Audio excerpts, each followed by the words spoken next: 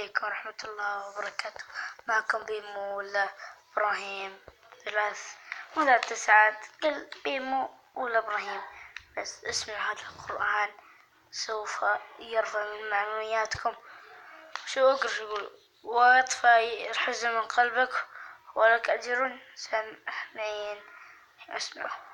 نبأ إبراهيم إذ قال لأبيه وقومه ما تعبدون قالوا نعبد أصناما فنظل لها عاكفين قال هل يسمعونكم إذ تدعون أو ينفعونكم أو يضرون قالوا بل وجدنا آباءنا كذلك يفعلون قال أفرأيتم ما كنتم تعبدون أنتم